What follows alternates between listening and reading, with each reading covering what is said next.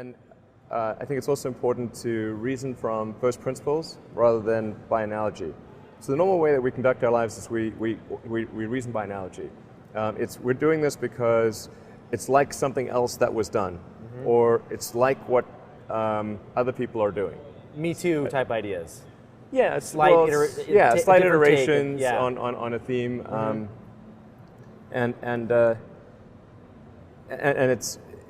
it's kind of mentally easier to reason by analogy rather than from first principles. But by first principles is kind of a physics way of looking at the world, and what that really means is you kind of boil things down to the most fundamental truths, and say, okay, what are we sure is true, or as sure as possible is true, and then reason up from there.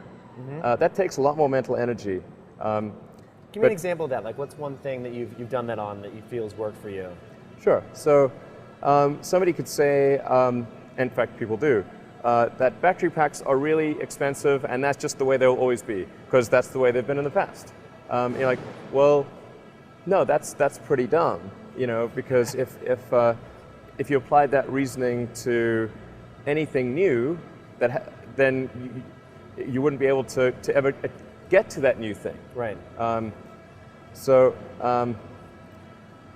It's like you can't say, oh, horses, nobody wants a car because horses are great and we're used to them and they can eat grass and there's lots of grass all over the place, and there's there's no gasoline that people can buy, so people are never going to get cars. Right.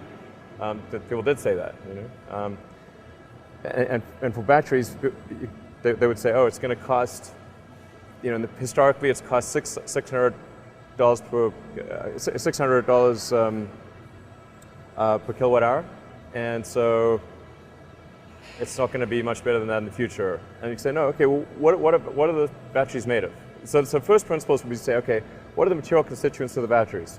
What is the spot market value of the material constituents? So you can say, okay, it's got cobalt, nickel, aluminum, carbon, and some polymers for separation, and a steel can. So break that down on a material basis and say, okay, if we bought that on the London Metal Exchange, what would each of those things cost? Like, oh, geez, it's like $80 per kilowatt hour. So clearly, you just need to think of clever ways to take those materials and combine them into the shape of a battery cell, and you can have batteries that are much, much cheaper than anyone realizes.